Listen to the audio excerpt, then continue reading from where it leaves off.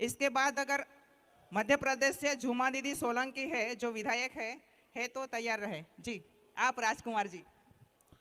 सबको जय जोहार। थकान तो महसूस नहीं हो रही है? संचालक महोदय ने कहा है बहुत शॉर्ट एंड स्वीट में बोले। मैं कोशिश करूंगा कि मेरी भावना, मेरी बात बहुत कम शब्दों में, बहुत कम समय में रखूं।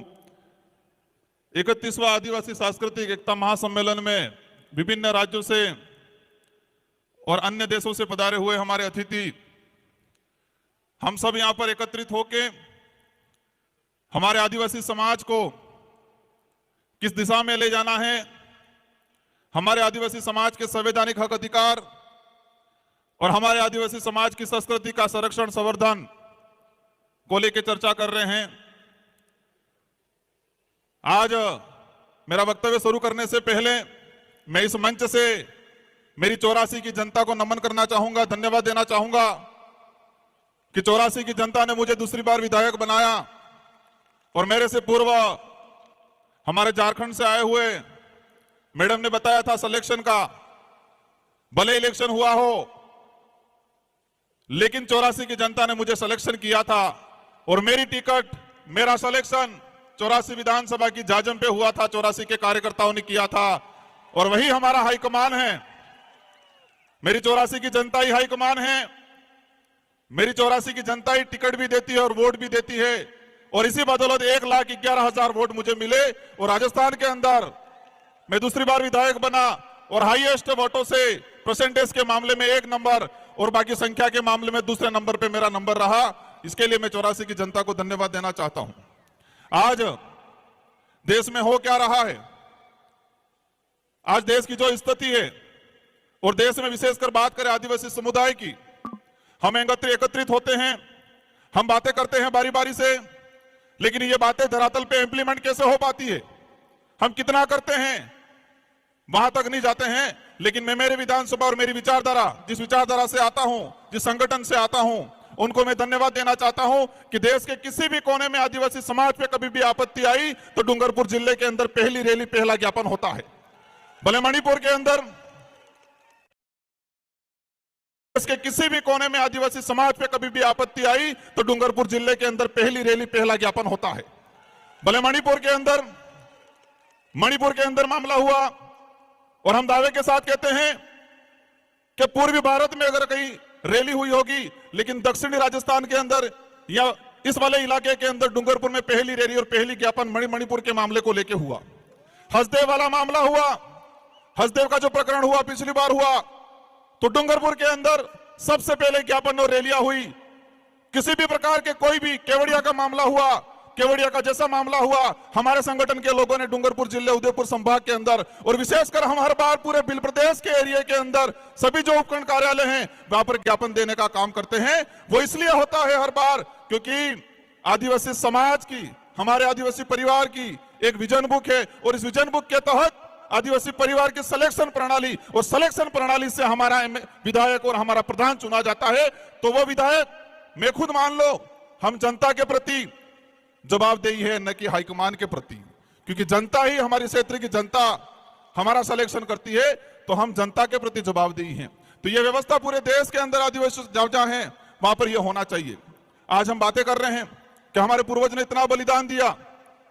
मैं एक बात बोलना चाहूंगा कि हम कुछ कर पाए नहीं कर पाए, लेकिन इतना काम जरूर करना है कि हमारे पूर्वजों ने जो व्यवस्था बनाई है, हमारे पूर्वजों ने जो लड़ झगड़ के लाखों बलिदान देके ये जो संवैधानिक प्रावधान जो हमको दिए हैं, जो शेड्यूल 5 या शेड्यूल 6 का है, और इन प्रावधानों के तहत हमको आदिवासी होने का प्रमाण पत्र मिलता है और वो प्रमाण पत्र मिलता है तब हम एमएलए एमपी बनते हैं। अगर वो प्रमाण पत्र नहीं मिलता तो हम एमएलए एमपी नहीं बनते।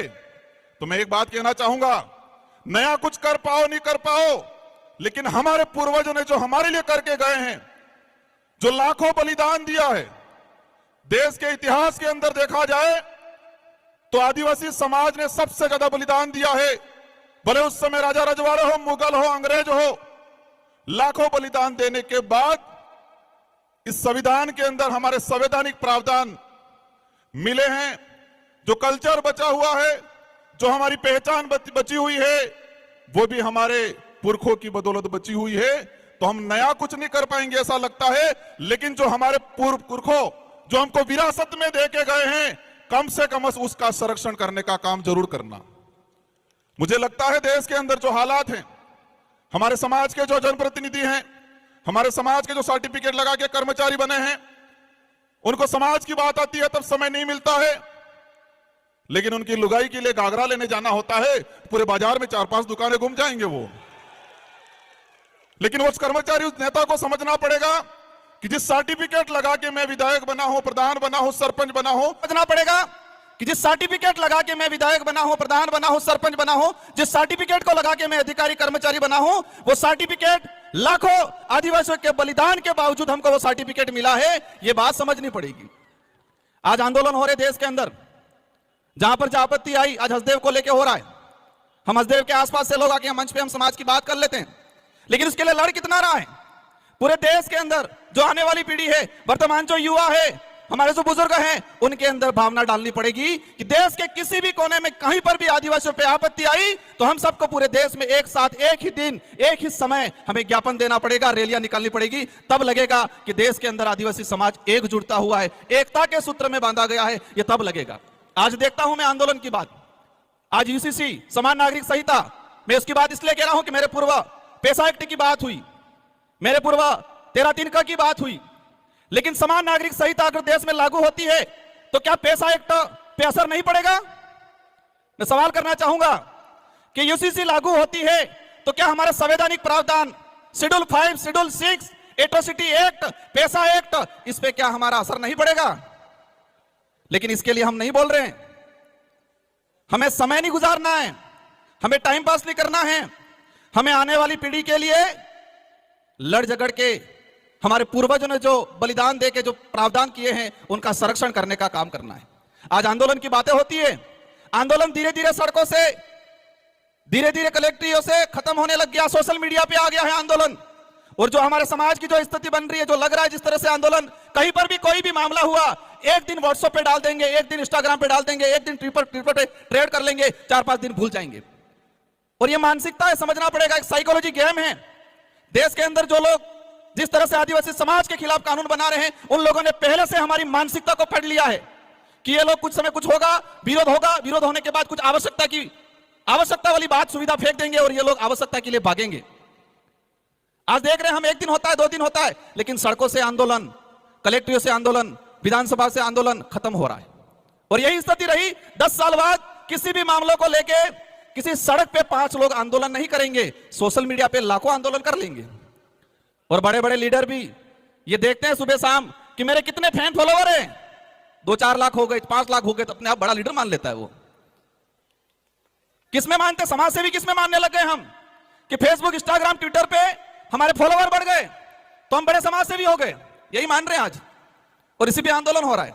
और यही स्थिति रही तो आने वाले 10 साल बाद किसी भी कितना भी अत्याचार हो जाएगा, लेकिन सड़कों पे 100 लोग इकट्ठे नहीं होंगे। ये आदत में परिवर्तन करना पड़ेगा हम लोगों को।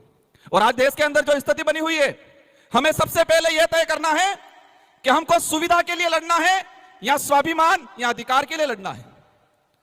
देश के अंदर हम सुविधा के लिए लड़ रहे हैं, आवश्यकता के लिए लड़ रहे हैं, लेकिन अधिकार और स्वाभिमान की लड़ाई नहीं लड़ रहे। और हर मंच पे एक ही बात होती है, अगर स्वाभिमान या अधिकार की बात करेंगे तो आवश्यकता और सुविधा नहीं मिलेगी। और यही हो रहा है। ये माइंड गेम है कि देश के आदिवासियों को आवश्यकता की लड़ाई लड़वाओ, देश के आदिवासियों को उनको जो उपयोग में दैनिक दिनचर्या में आने वाली चीजें या शौचालय, बाथरूम की आवश्यकता की लड़ाई लड़ रहे हैं हम लोग। अधिकार की लड़ाई, स्वाभिमान की लड़ाई नहीं लड़ते। और कई मंचों पे देखा है मैंने, आवश्यकता की बात करो सब स्वीकार करेंगे, लेकिन अधिकार और स्वाभिमान की बात करते हैं तो वहां पर लगता है ये बात नहीं करनी चाहिए। भाइयों, अगर स्वाभिमान और अधिकार की लड़ाई नहीं लड़े तो आने वाले समय में जानवर और हमारे में कोई अंतर नहीं रहेगा। क्योंकि आवश्यकता की लड़ाई जंगल में रहने वाली सियार भी लड़ती है कि मुझे कब खाने का मिल जाए मैं खा लूं, और उसका पेट भर जाता है, वो सो जाती है, और फिर जरूरत पड़ती है, उसको आवश्यकता है, उसको पेट को आवश्यकता पड़ी, वापस शिकार पे निकल जाती है, और जब भी मिलता है खा के सो जाती है। तो हमें तय करना है कि स्वाभिमान की लड़ाई लड़नी है, अधिकार की लड़ाई लड़नी है, या फिर आवश्यकताओं की लड़ाई लड़नी है। और देश में मैंने कई इतनी कम उम्र में देखा मैंने कि हम आवश्यकता की लड़ाई पे ज्यादा फोकस कर रहे हैं, स्वाभिमान और अधिकार की लड़ाई पे ज्यादा फोकस नहीं कर रहे हैं। आज देश की जो स्थिति बन रही है, आज हम जनप्रतिनिधि, मैं खुद भी अपने आप को जिम्मेदार मानता हूं और मैं हमेशा कोशिश करता हूं कि मेरे समाज के लिए, मेरे क्षेत्र के लिए और आने वाले भविष्य के लिए लड़ाई लड़े। वक्त ज्यादा हो गया है, लेकिन इस पांडाल में विराजमान अन्य सभी राज्यों से आए हैं, मैं सभी से अनुरोध करना चाहूंगा कि जब तक हक और स्वाभिमान की लड़ाई लड़ने वाला आपका लीडर नहीं जाएगा, तब तक इस क्षेत्र का, इस समाज का, आने वाले भविष्य का कुछ नहीं होगा।